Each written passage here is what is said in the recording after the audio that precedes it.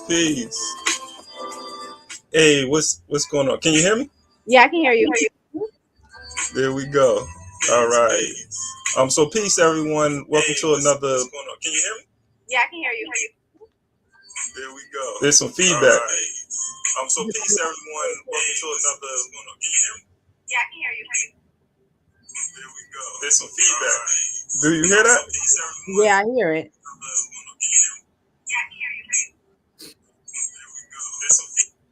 Okay, I found out the problem. Hey, welcome everyone to another podcast and book club. I am Ikemba, one of the writers and researchers of We Charge Colonialism. Good morning, peace, everyone. Grand Rising. I am Natasha. I am a member of WCC, member of the Northeast Political Prisoners Coalition, and I'm an educator. All right, all right. So again, welcome to another week of weekly roundups and our continual reading of Mentacide by Dr. Bobby E. Wright. So we always start off with our weekly roundup, and then we go into our reading. So just a heads up, two of our comrades, brothers, and sisters won't be with us this morning. So we're going to be doing this podcast, me and Natasha, and I'm going to be doing a little producing at the same time. So I want everybody to bear with us this morning as we show some videos and pull up the reading and go over the reading. So with that being said, before we even get into everything, I want you to subscribe to the channel if you haven't already subscribed. I want to welcome everyone who continues to join us every week. Make sure that you like and share the podcast so that we can continue to get more and more people to be a part of these important discussions as we, as we charge colonialism, being a grassroots think tank. And part of the work that we do is making sure we put out the information that's going to transform the minds and the behavior of African people as we're dealing with European imperialism, colonialism, political and economic domination of African Black people all over the world. So as a think tank, we're an institution just doing our part in a larger liberation movement. So with that being said, Natasha, did I let you introduce yourself? Yeah, I did. Okay, all right. I'm doing a lot of talking. So make sure you become a Patreon member as well. If you want to support us in other ways, you can support us by becoming a Patreon member. Make sure you visit our website, wechargecolonialism.org. Check out some of our articles and some of our programs, which we'll get into a little later as well. So yes, people joining. So let's get into our weekly roundup, and I think I'll set it off because my story I think is like the story that everyone is talking about right now, and I'm not showing any videos or anything, but just Tyrell Nichols is talking about what happened in Memphis, and so I'm pretty sure at this point a lot of people have seen the video, and there has been talks about what took place in Memphis with the police officers murdering Tyrell Nichols, and these police officers were immediately fired.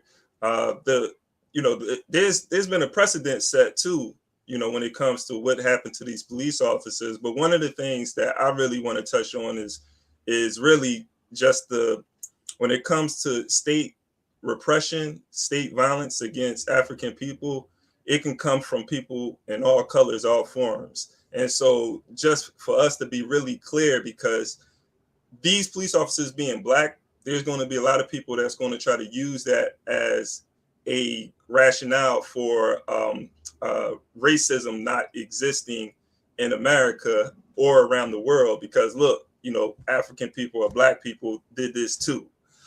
So I think that's something we have to really be able to give a thorough analysis of when it comes to white political and economic domination, how neo-colonialism or neo-slavery, how forms of oppression can even come from people who look just like us.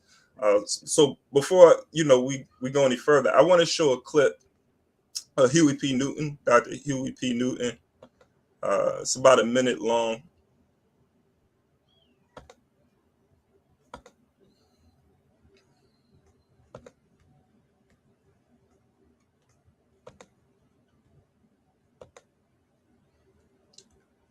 All right. Black people are treated very much as Vietnamese people or any other colonized people because we're used, we're brutalized. The police in our community occupy our area, our community as a foreign troop occupies territory. And the police are there not to, in our community, not to promote our welfare or for our security and our safety, but they're there to contain us, to brutalize us and murder us because they have their orders to do so.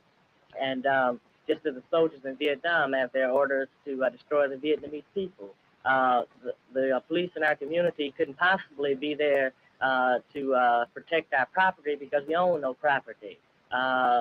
They couldn't possibly be there to see that we receive the due process of law for the simple reason that the police themselves deny us the due process of law. And so it's very apparent that the police are only in our community, not for our security, but the security of the business owners in the community, and also to see that the status quo is kept intact.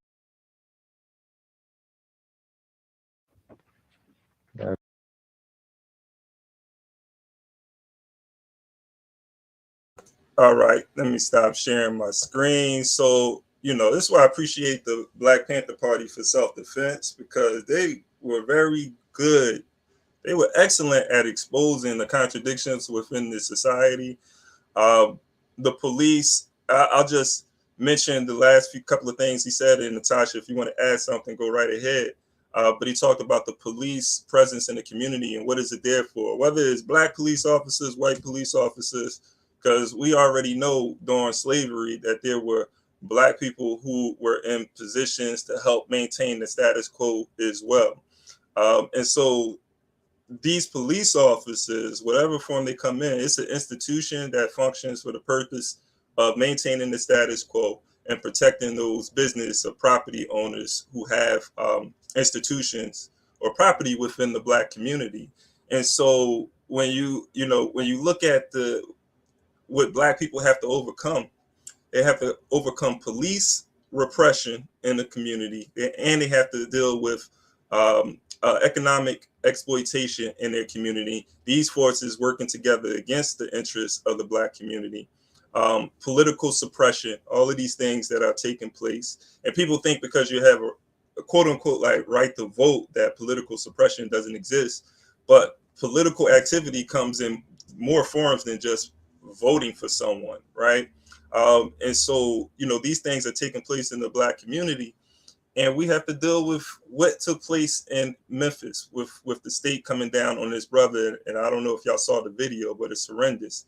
But these sort of actions again is to instill psychic fear, the psychic violence, to instill psychic fear in Black people to not resist against this institution that's occupying our community. So there's a lot to be said about this.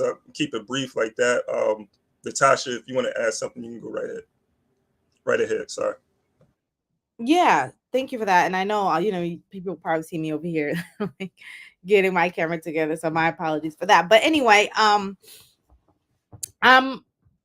of the things I think, as part of what you mentioned, Brother Kimba, is that the way in which we have to be always critical of how instances like these, particularly in this particular situation, when these are Black cops who murdered another brother, through the hands of the state, and how it will be used as a way to kind of say, oh, racism, doesn't exist. But I think also to add, but in addition to that, adding on to that is the way in which I've seen also where it can be used as a case to say, okay, Black people can be racist, right?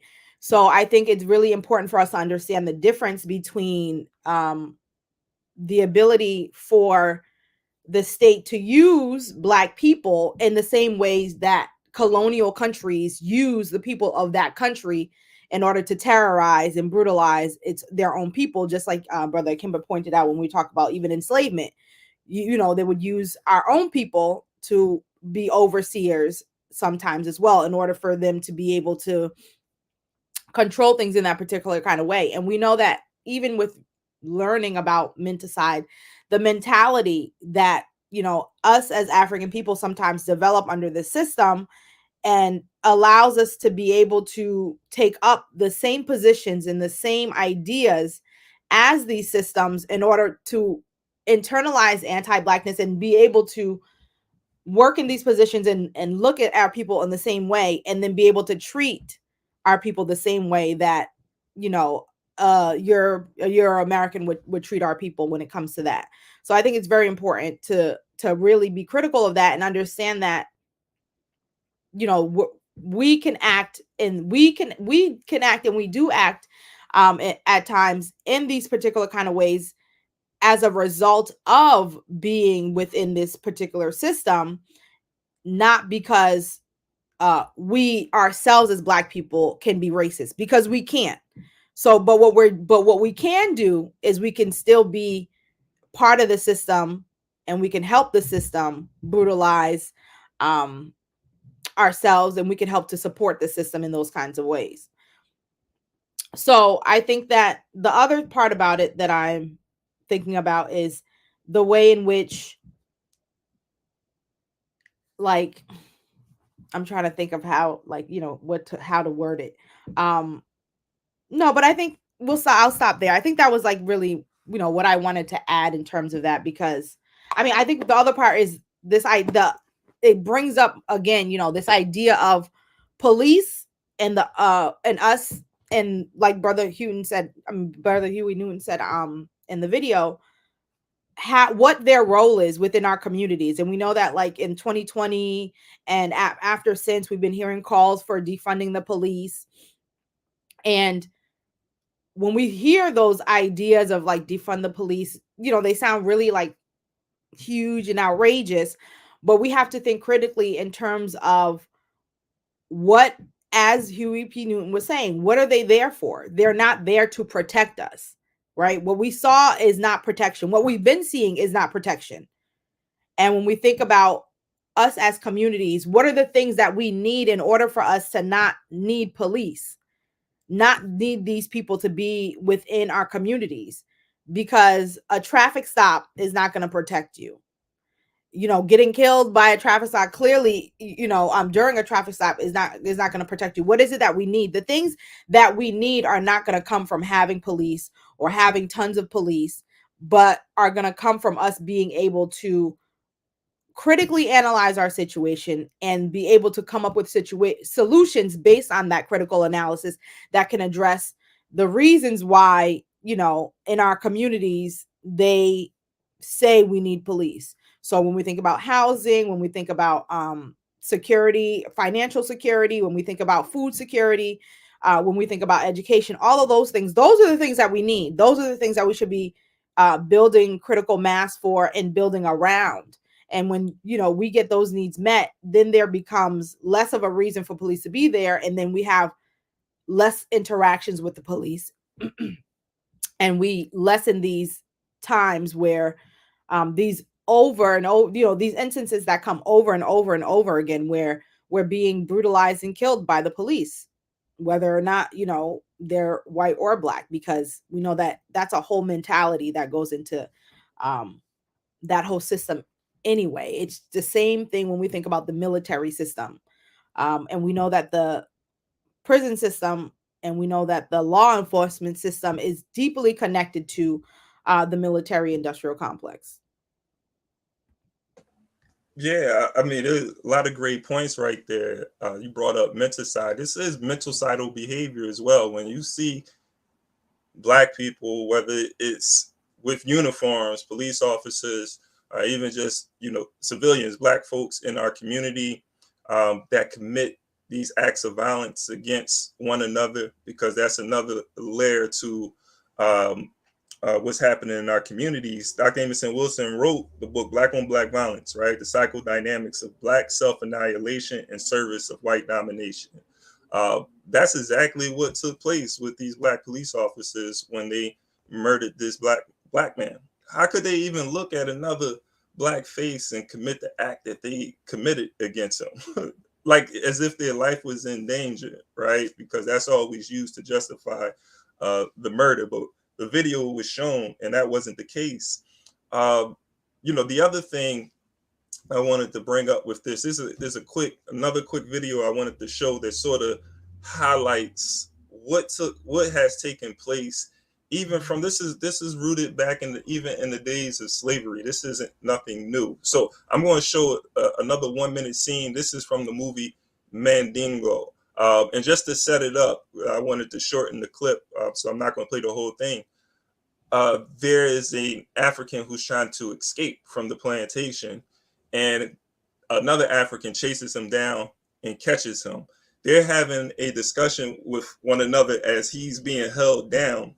And the enslaved African is telling him, he's saying, hey, you might as well kill me. He said, if you don't let me go, you might as well kill me.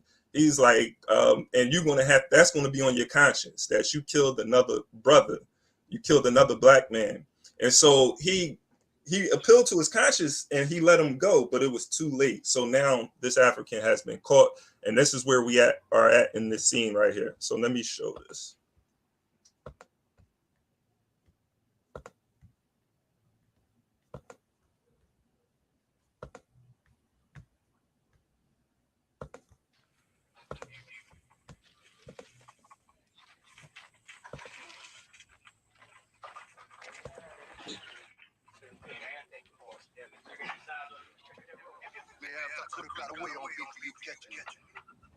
You remember that? You remember that all day? You killed me. You remember that? You killed me. Because like you just proved what the Pecker would say. We're just beasts, willing to do anything, kill each other. No mind, no feeling. Shut up, nigga. Least why I ain't gonna die like you gonna die, like a slave. I ain't giving no lifetime of misery and sweat this Peckerwood. I'd rather die than be a slave. You Peckerwood, that's right. You Peckerwood was oppressed in your own land. We was free, and you brought us here in chains. But now we here, and you just better know this is just as much our land as it is yours. And after you hang me, kiss my ass.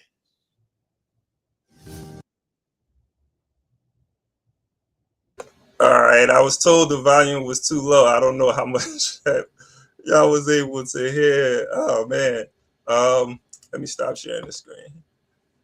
Yeah. So I don't know if y'all was able to hear that too good. I know someone put in the chat it was a little low, but he's coming at this black man who basically helped. He worked in service of the slave master. He was round. He hunted him down and caught him. Even the black man told him, like, what are you? He asked him, he said, are you a hound? And the other part, he asked him, are you a hound for the white man? So, I wanted to raise that kind. I know we got to go to the next story. So if you have anything to say, or you can transition to the next story.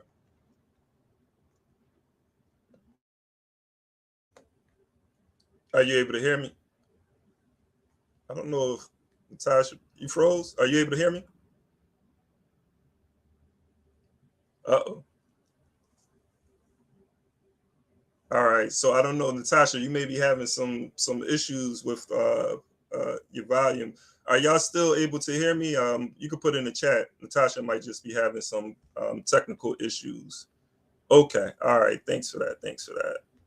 All right. So while she's getting that together, again, we charge colonialism. Make sure you visit our website. We do have some programs this February. We have the Black Power Fund, which is a fund to help with food sovereignty.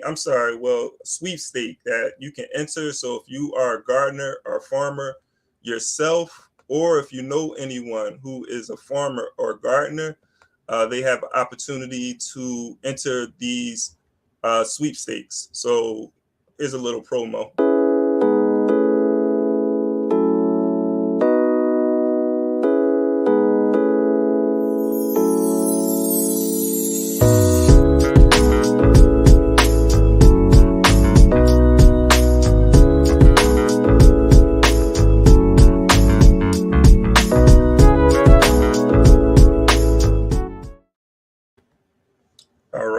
So starting February the 1st, you'll be able to enter that sweepstakes. Again, if you're a farmer or gardener, or if you know anyone who farms or is a gardener, let them know to visit wechargecolonialism.org and enter the sweepstakes. There will be some resources to help them maintain or sustain the work that they are doing. So while we're waiting for Natasha, just another thought in regards to one of the reasons I showed that clip from the scene from the movie Mandingo, if anyone's interested, is to show that Black people who are working in the interest of the system is helping to maintain European political economic domination. So even though we have these police officers who are Black, the contradiction is even deeper than that, right? Because you have Black people who are mayors of some of these major cities in the United States. You have whole countries that are predominantly Black, ran by Black people, from the presidents to the administration of the government, Black people who are in positions of power. But if we don't understand how the global political economic system works, colonialism and imperialism will be tricked into thinking that racism isn't the problem. The idea of white supremacy isn't the problem. When we go into the reading of Mentacide, we can see how the adoption of certain ideas and the adoption of certain the adoption of another person's culture empowers those people. So there's a thing, bring Natasha back in, that Dr. Huey P. Newton used to say. And Natasha, you probably can add something else to this, but Huey P. Newton used to say, power is the ability to define phenomena and make it act in the desired manner. And so this is what the colonizer has been able to do. They have been able to get us to adopt their definitions, get us to adopt their institutions, and what that does, and see them as an authority. Once you begin to adopt another a person's culture, way of life, and their definitions, they become an authority over reality. And so, it's very important to understand that contradiction. Natasha, are you back with this? How are you doing? Yeah, can you hear me? I can hear you clearly now. Yeah, there was some strange stuff that happened it seemed like somebody was trying to get onto my. It's the man. I'm telling you. This was real. My whole computer froze up. Yeah. And then it's like all of these, it's never happened before. Like all of these pop-ups of like security pop-ups were coming up. And then I get like a message on my phone that, like, I don't know, that was the weirdest thing. Tyrell Nichols went off. Yeah, the name Tyrell Nichols is probably breaking the internet right now. That's what it is. I don't know. That was super strange. That was the strangest thing. I've never experienced that. But anyway, yeah. But just you want to? I know we at 10:25. You want to go into your story? Yeah. Right. And I'll go into it, and we can add on to what you were talking about before. So my story today, I'm going to share my screen real quickly. So here we go. So it's about Burkina Faso. And so, with all this Tyrell Nichols, stuff that's been going on, it's a lot, right? We know, this is heavy for us in general, just to even be having these conversations and having this be all over the place. So I tried to find like a story that was showing, something that we're doing or so I thought like this was at least like a story that talks about us, as a people deciding and making moves toward that assert our sovereignty in a sense. So I'm just going to play this clip real quickly. Burkina Faso has decided to end a military accord that allowed French troops to fight militants on its territory, the government said on Monday. The West African country is facing an insurgency by groups linked to Al-Qaeda and Islamic State. Large swathes of land have been taken over and millions displaced in the wider Sahel region. On Saturday, Burkinabe national television reported that the government had suspended a 2018 military accord with Paris on January 18th, giving France 1 month to withdraw its troops. The next day, French President Emmanuel Macron said he was awaiting clarifications from transitional President Ibrahim Traoré. But on Monday, government spokesman Rimtalba Jean-Emmanuel Ouedraogo said, "We don't see how to be more clear than this." Au stade actuel, nous ne voyons pas. The vision of the Burkinabe transitional government, according to Ouedraogo, is for the country to defend itself. He added that it was not the end of diplomatic relations with France and that Burkina Faso still wanted support in the form of military equipment. French authorities did not immediately respond to requests for comment, but French influence in its former colonies has been declining. That could be seen in Burkina Faso's capital, Ouagadougou, on Friday. Hundreds gathered calling on the French army to get out and burning French flags. Both Burkina Faso and neighboring Mali are ruled by military juntas that seized power in the past 2 years and have burned bridges with traditional allies. Last year, French troops pulled out of Mali after a deterioration in relations. That departure coincided with the Malian junta's decision to hire Russian mercenaries to help it fight insurgents. Macron has accused Russia of predatory influence in troubled African countries. Burkina Faso has not confirmed or denied recent reports that it has also decided to hire Russia's Wagner Group. So I'll stop sharing my screen real quick. So I wanted to touch on this story because one, because of the fact that these military operations or these military paternalistic military operations that happen in countries in Africa, what they're trying to do in Haiti currently, are always under the guise of helping these countries to stabilize, to put down armed resistance groups.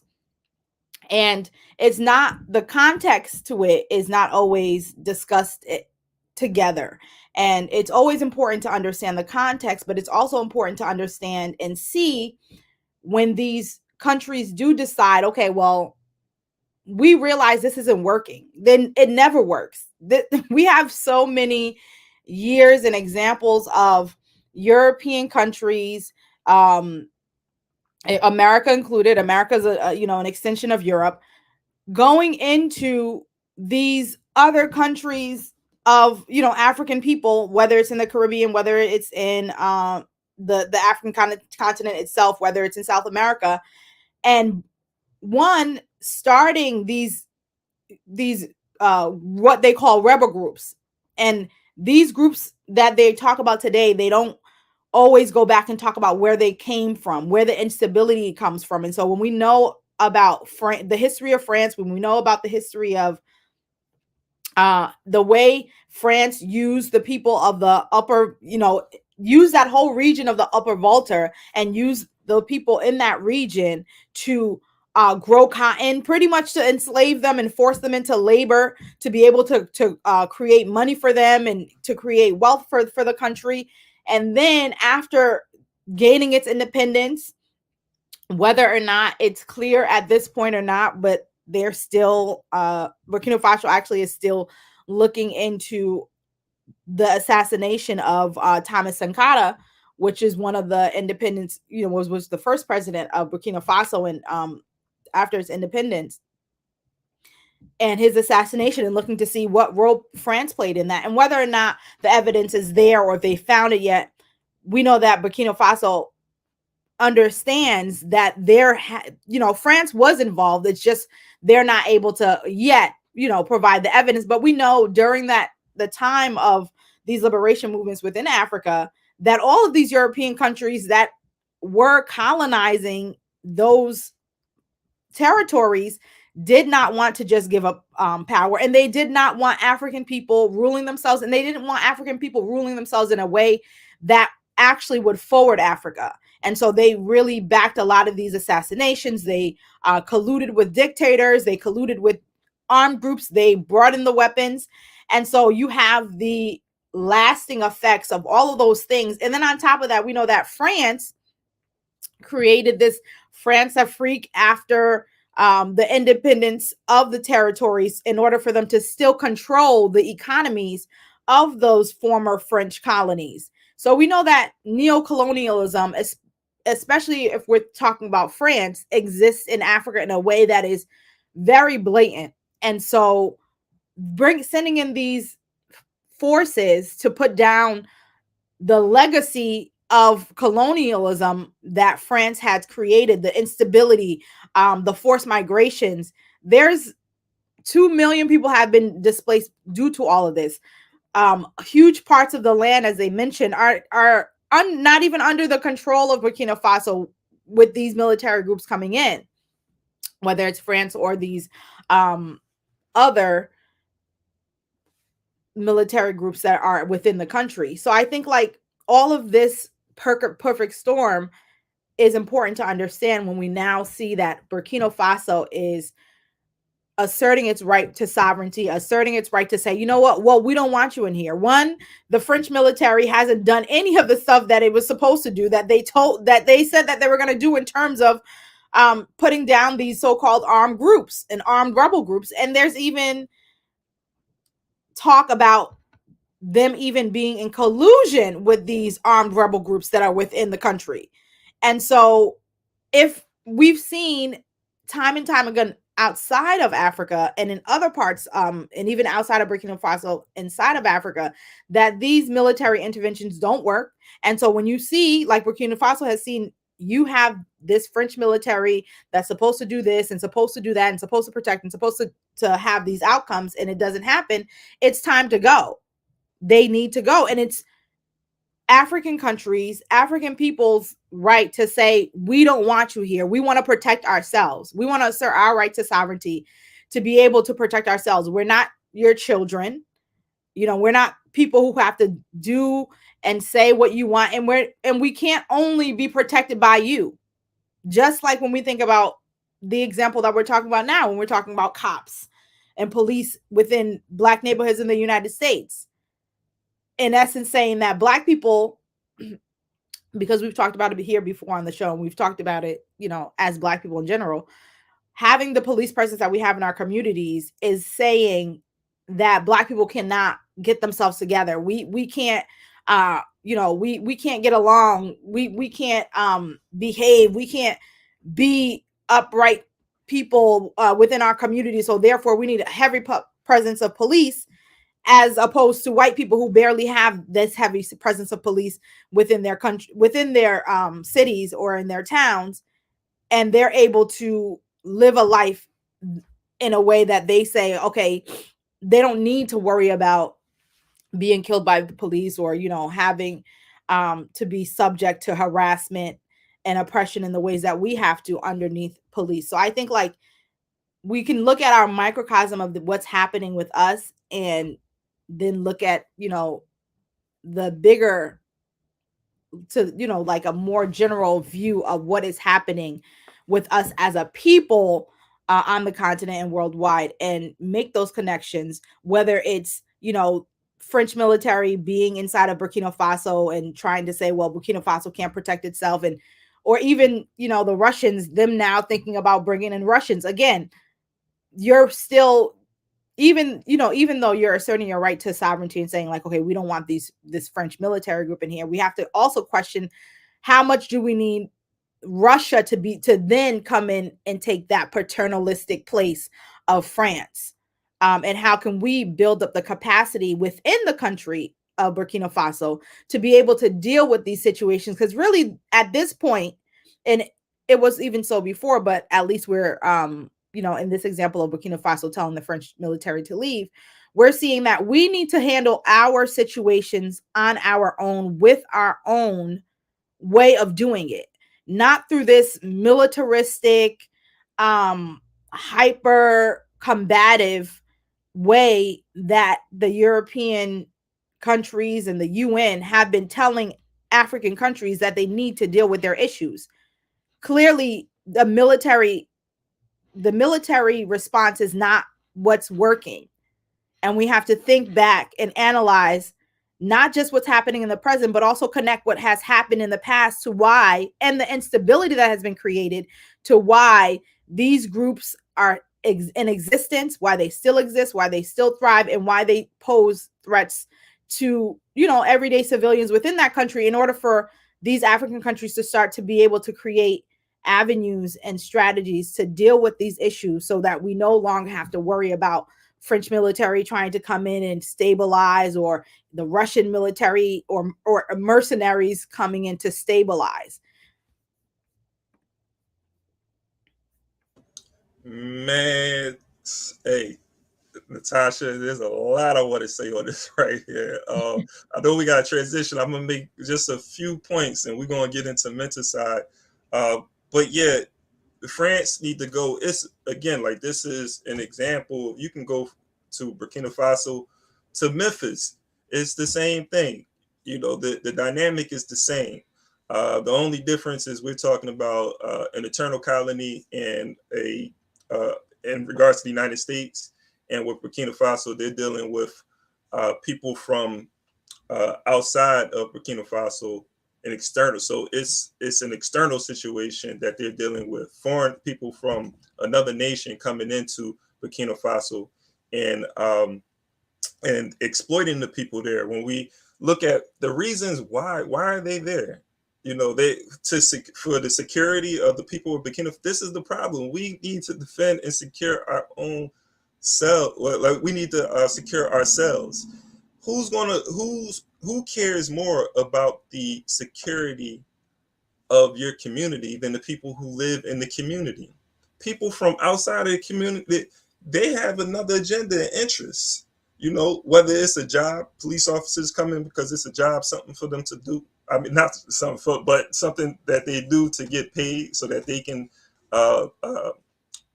make money to live and survive within society. They're not there because they really care about the people. They have no attachment to the people in that community.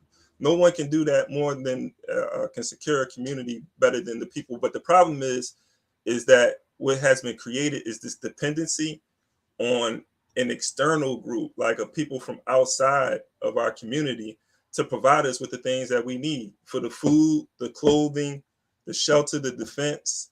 And so that dependency, which has turned into sort of an illusion, because these are things that we can do ourselves. And until we do it ourselves, we're going to have this relationship between the oppressed and the oppressor, the colonizer and the colonizer, is going to be sustained. So I think we don't have enough time to really deepen that, but I really want us to take that away. If you think about how the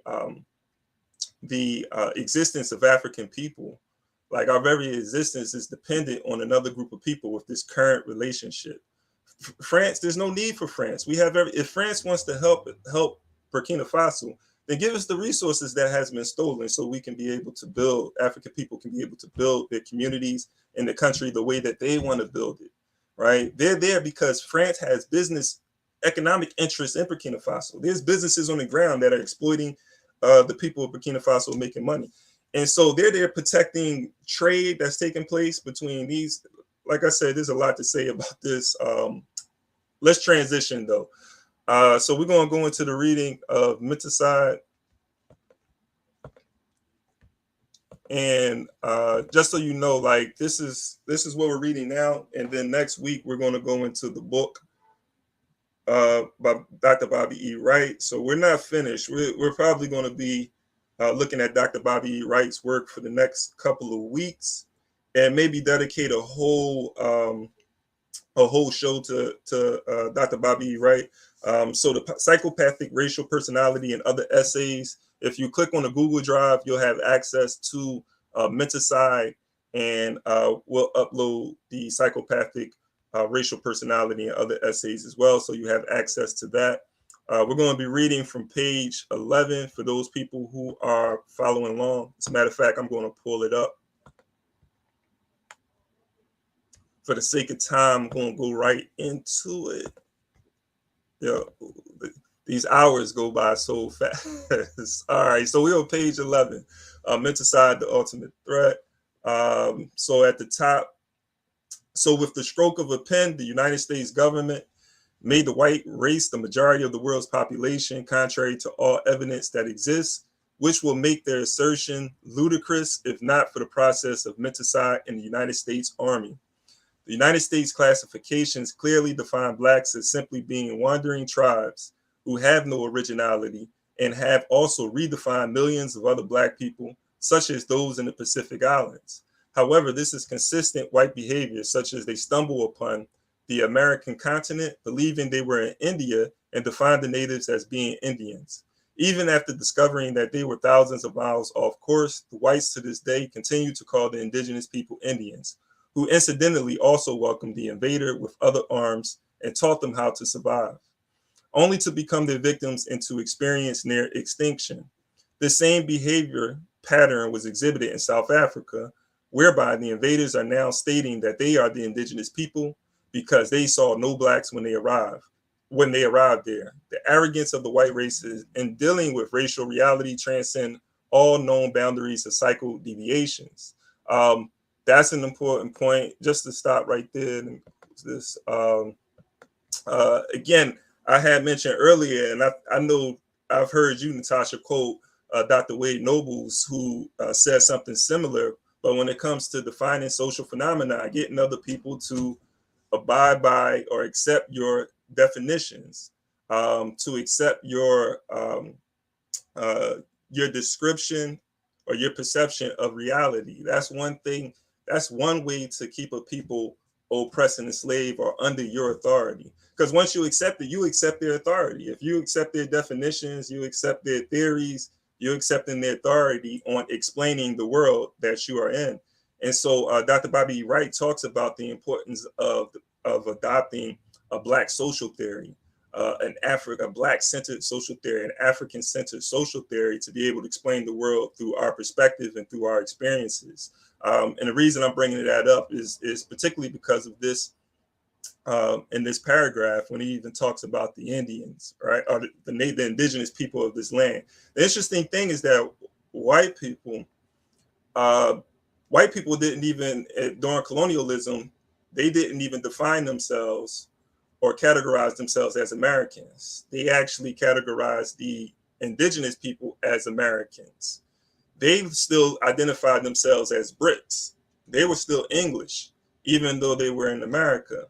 So, and they flipped that when they separated themselves after the American Revolution, and they separated themselves from Britain. They began to identify themselves as Americans, and then the indigenous people became the others. They became the outsiders.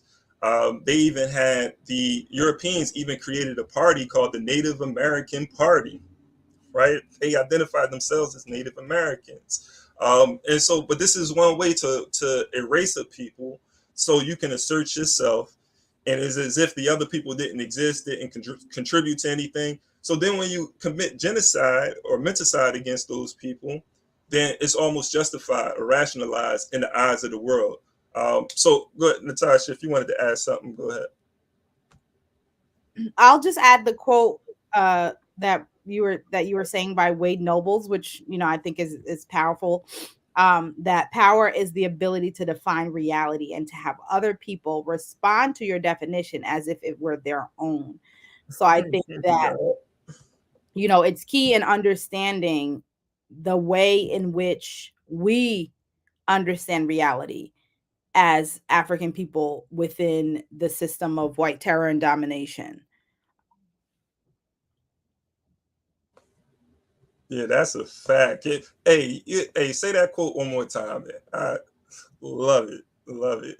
So, power is the ability to define reality and to have other people respond to your definition as if it were their own. And there is a lot of that going on. I feel like so much of what we think, even as much as we think that we're thinking outside of the system, we're still thinking inside of it. Like the ways in which our ideas and theories of how to understand the world come through, a lot of it comes through this European institution. And we always have to be constantly aware and checking and questioning, where are our ideas coming from? What are they rooted in?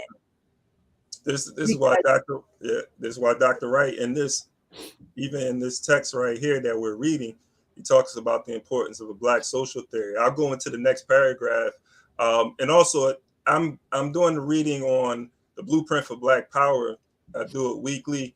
Tomorrow at 9, I'm still covering chapter 1 in Power, but Dr. Amerson Wilson in that book gets to these the same thing that Dr. Wright is talking about here in regards to the exercise of how Europeans are able to exercise power over African people. So let me get to the next paragraph, though. He says, from their definitions, which incorporated themselves into a white social theory, came the development of white institutions, some staffed by whites and some staffed by Blacks. Hey, just talking about these police officers. Y'all hear that, right? Some staffed by whites and some staffed by Blacks, but all controlled by whites and all operating in the best interest of the white race, whether in New Orleans, Louisiana, or Lagos, Nigeria. Because of the efficacy of Mentacide, it is difficult to do a realistic analysis of the function of institutions. It is written that Blacks have charismatic leaders and whites have institutions. Therefore, the Black leader dies and they await another white chosen, appointed, and supported Messiah. But the white institutions continue without any regard to death or corruption. For example, Dr. King died and SCLC was buried with him. However, Kennedy is assassinated. Johnson refuses to run for a second term. Nixon resigns before impeachment. Ford is replaced by Southern plantation owner, and yet, with all these changes in Whitehead's estate, note the writer did not say white leaders. In spite of all those changes, there was consistent behavior by all of them on almost every issue, such as the mistreatment of members of the Black race. It must be understood that institutions have very little to do with buildings or anything concrete. Rather, they are methods and ideas which sustain a social theory, or in the vernacular, continue a way of life. So the French, English, Portuguese, etc. leave Africa, but their institutions remain perpetuate their values. Examples of these institutions are their language, their behaviors, their women, their children, etc. In fact, Blacks worldwide are being trained by these institutions rather than educated, in which training is defined as being manipulated to bring into the desired forms of the whites, while education is defined as acquiring knowledge and developing the powers of reasoning in order to develop and sustain one's own people and culture. There are so many good examples of the effect of mentacidal training that it's difficult to choose one. However, one of the best is how, as stated before, Blacks have ignored the words. Blacks have ignored the words of Doctors Williams and Delaney. He's talking about Dr. Chancellor Williams and his book, The Destruction of Black Civilization, and Martin Delaney, his works and his writings and the work that he did as a Black nationalist, African nationalist during the 19th century. So that's Martin Delaney. A lot. I mean, this right here. This is the institution part is very important, because he even makes when we're talking about institutions, yes, there are people who are running these institutions. There is a European white ruling class, but at the end of the day, Dr. Wright is making it clear that we're at the point where there are ideas. You can kill a person, but you can't kill or destroy an idea. Idea can outlive the person, right? Let me not say you can't, because you definitely can, but ideas can outlive the person. And this is how the idea of white supremacy is able to exist. We know that these people are not superior to us, but we've been indoctrinated to think that these people are authorities, that they are the creators of civilization and so forth. And these ideas are transferred from one generation to the next. And even the African people have adopted these institutions as their own. You just talked about it, Natasha, in regards to accepting someone else's reality. We adopted these institutions and ideas of our own. And so they're able to sustain that. If I can find with Dr. Bobby Wright, I'm gonna pass it to you in a second. Let me go to this page right here. And Dr. Bobby Wright talks about why they're able to maintain their control. So if you look at this paragraph right here, where he says the white race has, I'm gonna read that. The white race has at least 3 distinct and comparable traits that seem to be genetically transmitted: predatory behavior towards people in their land; 2, a predilection for senseless destruction of nature and people; 3, the ability to persuade blacks to support and protect them against their own interests. Now, look what he says here. He says the first 2 aforementioned traits would have predestined the white race for extinction. With just those first 2, we would have been wiped them out. But look what he says. The white race for extinction long ago, if not for the third. And what is the third? The ability to persuade blacks to support and protect them against their own interests. So, that again, that goes back to us adopting the institutions and ideas of Europeans. And just the last point I will make, Natasha, and I'll pass it on to you, is again just the emphasis on these institutions that has been propped up that is working against our interests. As Black people, African people, it's important that we begin to build our own institutions.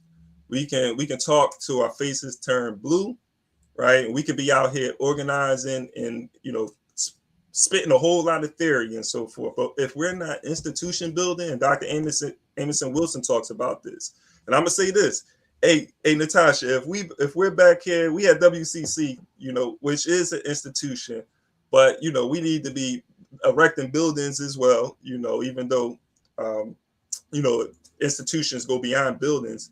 But if we're just back here talking like this 2 years from now, and we haven't expanded and built concrete institutions and really, then we can't be talking this nationalist revolutionary talk. We can't be serious. And this is Dr. Amison Wilson. He told us that. So, the onus is on us to be able to do those things. But go ahead, Natasha. I'll take a breath. Just to build on what you were saying in terms of the institutions and the way that institutions maintain and have their own foundational theory and have their own social theory that allows them to maintain, because everybody who is part of that institution has that same way of thinking is important. And I think that, even what you were saying before goes back to when you think about Fred Hampton saying that, you can kill a revolutionary, but you can't kill the revolution, was when we do the real work of thinking critically and helping our people to think critically, you're allowing for that social theory to start to be built. You're allowing for that foundation to be built so that you don't have an instance like he gives here of a Martin Luther King dying and, SCLC also dying in the process, because you don't have this mass ability to think critically and to have and take on the social theory. And so we know that we've taken on Europeans' ideas and views. And when you talked about those 3 things that he pointed out in terms of their distinct traits that seem to be genetically transmitted, that we've taken on those things in terms of a predication for senseless destruction of nature and people, the predatory behavior toward people and their land. Like, we've taken on those mentalities. Like, we live in those types of ways. I mean, when we think about the ways in which we disregard the land and our own people within Africa and African countries, and when we're talking about dictators and the way that we may treat each other, when we think about the example with the cops who just killed that brother, that same European behavior, that is European behavior. That is a European way of thinking and doing things, when to look at somebody and to treat somebody, because we know as African people, that is not our way. And we know that, this, it's not all of us acting this way, right? We know that there's a lot of us who do act in ways that we're looking out for each other, and that we want to look out for each other. And that we, are striving to maintain the semblance of our African ways of thinking and knowing how to act within this world and seeing things. But we know within the institutions, all the European institutions, as he mentioned, that are created, they are there to make sure that you take on, as he said, with education. Let me just go back to that, the quote that he said about education. That education is defined as acquiring knowledge and developing the powers of reasoning in order to develop and sustain one's own people and culture. And so we know that because we don't have our own institutions, that we're constantly within their institutions developing, right? We're being educated, whether we're in a school system, whether we're in corporate America, whether we're in the police and military institutions.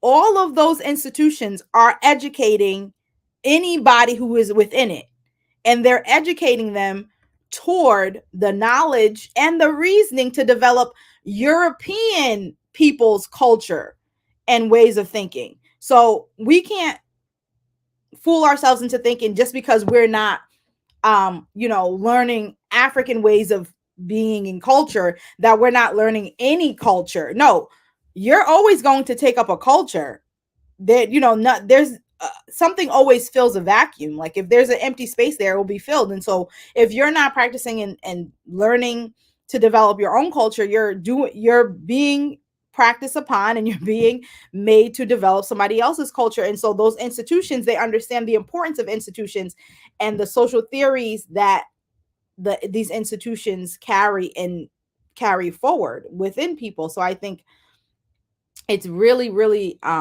like this is key. I think this really ties in that we're reading Mentacide at the same time that we're discussing some of the, like these two particular events that we talked about in the in our first segment, because it directly connects, because you're able to see how this process of Mentacide, these institutions that are built, allow for European ways and European domination to carry on through us with that third prong, right? If we could just get out, if we could just start to focus on our own, like Bobby E. Wright is saying, build our own social theories and step away from this, then we can get out of this cycle of the third prong that he talked about, getting Black people to believe that and to support that we need them to protect us, right? That we need them to be here to protect us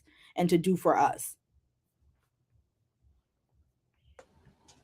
I appreciate that, and just just some thoughts listening to you speak, and just thinking about Mentacide. Mentacide is a disease. We have to be, very clear on that. Mentacide is a disease. It's an infectious one, as well, and it has to be wiped out. Dr. Bobby Wright was talking about Mentacide, and he's talking about the purpose of Mentacide. Ultimately, it's the extirpation, it's the elimination of African people, and so if we don't take that seriously, there's going to be a time where African people physically won't exist, mentally, won't exist because of being brainwashed or brain just being wiped clean. The mind of a European. Dr. Frantz Fanon, talks about what black skin, white mask, right? We'll have a lot of Africans walking around like that. And a lot of people don't believe that, like, really, that there's it, like, that you could actually be. I feel like a lot of our people don't even believe that you can actually be psychologically, there's like a such thing as psychological warfare. They don't believe that you can actually be trained to think and through somebody else's eyes. Like, they just think that it's impossible, even though there is so much research out there to show it. Absolutely. I mean, if you think about the history, colonialism and enslavement, in order for colonialism and enslavement to work, Dr. Amos Wilson, I always say his middle initial, but Dr. Amos Wilson always talks about, or he gets into this power dynamic, and he wants us to think in terms of power. Uh, but in order for them to sustain the system, just using force is not sustainable, because Africans, we know that we're being coerced or being manipulated to carry out certain actions, and so because it's not sustainable, they have to use other means of power to be able to control African people, to get them to do what they want. They want to have power over African people so they can have the power to get them to do what it is that they want done. And so through slavery, colonialism, initially you have the physical means of power that's exercised, but over time, the colonizer, the oppressor, has to gain control over the mind of African people to be able to get them to do those things on their own.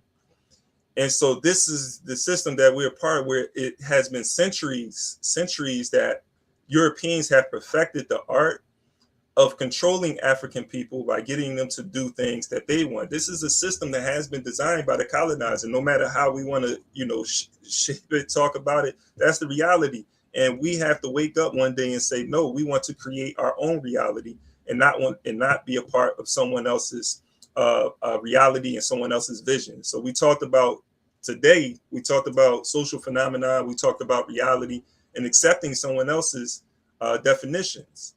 And so we want everybody to really take that to heart and begin to build our own framework of understanding this social system that we're a part of, so we can be more urgent in regards to what we need to do to liberate ourselves as African people. And so starting with reading Dr. Bobby Wright, reading Dr. Amos and Wilson. I think we definitely need to get deeper into these readings. That's why we probably dedicate a whole show to looking at this. But so any final thoughts? We passed the hour. I know we're but did you have any final thoughts you wanted to give? Yeah, I think that in terms of, just going back to what we're reading, and I think, Frantz Fanon in his book, The Wretched of the Earth, when he talked about how, if we're going to be fighting for independence, we must not be seeking to create the same thing that the Europeans created, but through Black people. And, I know that there's a quote, and I don't know who said it, or, if it's just something that people say here and there. But that, if we were to be free today, we would create the same systems that currently exist. And so that, in connection to what Frantz Fanon talked about, goes back to this mental side of the way in which we've been taught to think, because we know that these systems are here to inevitably get rid of us as Black people, as African people. So if we were to create the same systems, we would inevitably be working toward getting rid of ourselves. And so we know that the only way that we can create other systems, create things that are going to be toward our thriving and our survival, is to think differently, and is to look at things differently.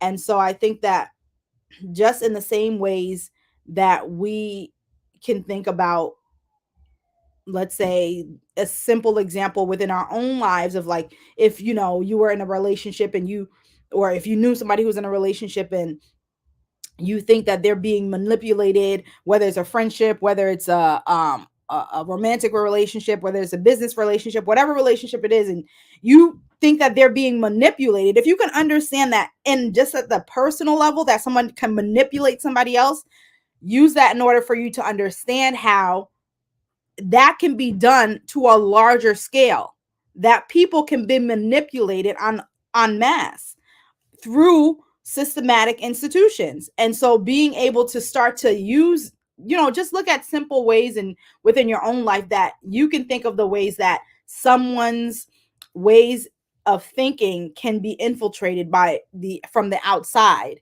and then use that to help you start to understand how that same thing can happen on a larger scale when we think about systems and countries and systems of oppression, so that you can then think, okay, well, what would you tell someone who's in a relationship that is being, manipulated? You would tell them to leave. You would tell them to get out. You would tell them to,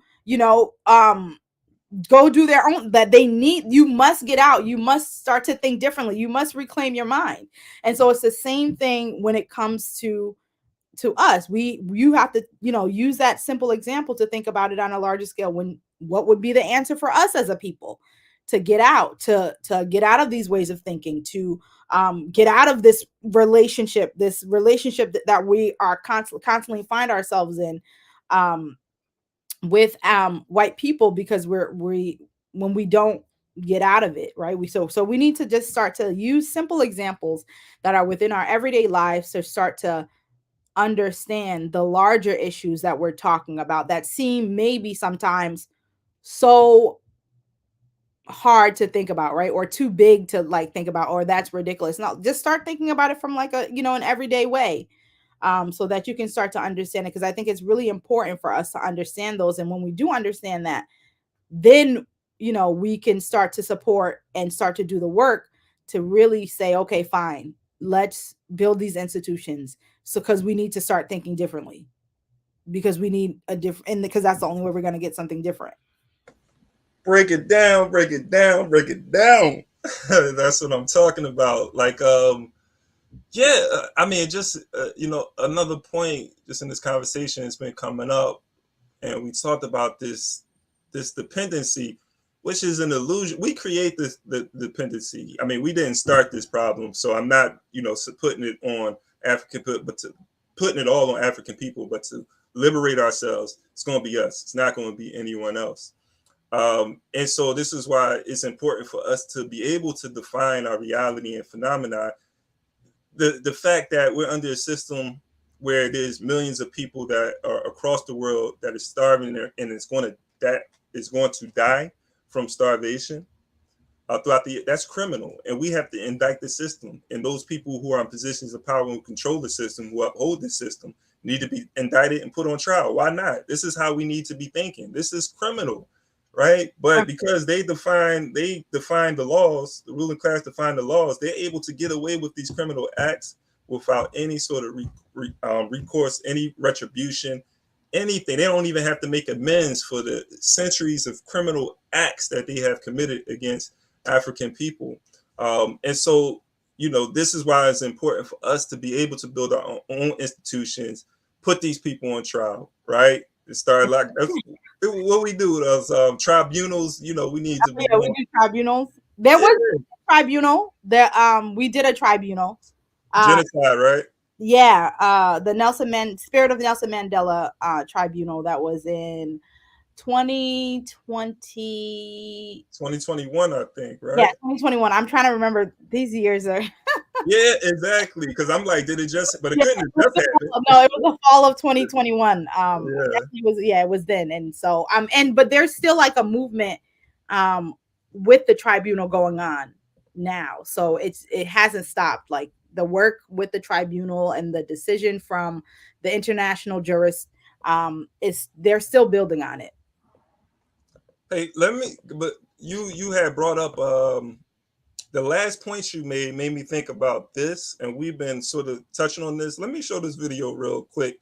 I'm not showing the whole thing, but just the part where Tommy Davidson is talking about France Fanon. I think y'all, if y'all haven't seen this, I think y'all will appreciate it. Late 50s in a hotel room with the CIA in front of it, where he's former psychologist, psychiatrist, and he published a book called, he has a book that was published of all of his work and his essays on the racism that's in European psychologists, Jung and Freud and their theories. Not only that, but he set all the modern reforms that are in mental hospitals these days. Wow. So they were set up like prisons. Mm-hmm. He's the one, it was his idea that you can open them up and let people walk around. He also overthrew the Algerian government while running the top paper in Algeria and treating the revolutionary soldiers in the hospital at the same time. served in the war and is from Martinique. You on point, man. I thought you know, yeah. Don't Yeah. get it twisted, man. So- you think So what slow, my man. point is that what Frantz Fanon's theory, psychological theory is that we're in a post-colonial psychology. And what he calls that is an auto-destructional stage, which is the oppressor will oppress for so long that the oppressed no longer have to be physically oppressed. They do it to themselves automatically. Exactly. So he was having a psychological response to me, not understanding that it was elicited by what Fanon described. You see what I'm saying? But what it did was it hurt his income. So see, what we do is we hurt ourselves in that way. That's all. And so the same reaction came from her. It's not conscious. It's not conscious. What has happened to us is a lot deeper than conscious, because if it wasn't, we can just figure it out. So why do you think? I mean, why do you think they hide this from us? I mean, You're on mute. Yeah, I'll leave it there. And that last part was powerful because he said, if it was conscious, we will be able to just figure it out. But it shows how deep, this manipulation is. This war. We talked about the psychological warfare, but this Mentacide, Dr. Bobby Wright is talking about, like how deep it is. That, and you were touching on that, like we're our actions and behaviors, we're not even conscious of how we're hurting ourselves, and that's done because we have been trained. I think we need to do a book. We need to do a series or discussion around the miseducation of the Negro by Dr. Carter G. Woodson. Yeah, Because that's still one of the most powerful, in my opinion, analysis of the impact that the education, the school system has had on us, our very education. And this was published in 1933, but this is from the work that he has done over 40 years as an educator. So we're talking about from the late 19th century going into the early 20th century, right? And here we are 100 years later, and we're still impacted by that. You read The Miseducation of the Negro, you can understand how we got to where we are now in regards to the conditions. And it doesn't matter how many educated Africans we have, we're still faced with the same problems and haven't been able to resolve them because of this miseducation. all right, well, that was a lot for today. I hope, That was a lot. I hope people got something out of all of it. Thank you guys for joining us. I definitely have to jump off. I forgot to have another meeting. I have a meeting now too. I'm late. I would appreciate everybody though. We'll be back here 10 a.m. next week. So make sure y'all tune in. Always like, share, subscribe to the channel. And so until next time, peace and power to everybody. Amani Nanguvu, Amani Nanguvu.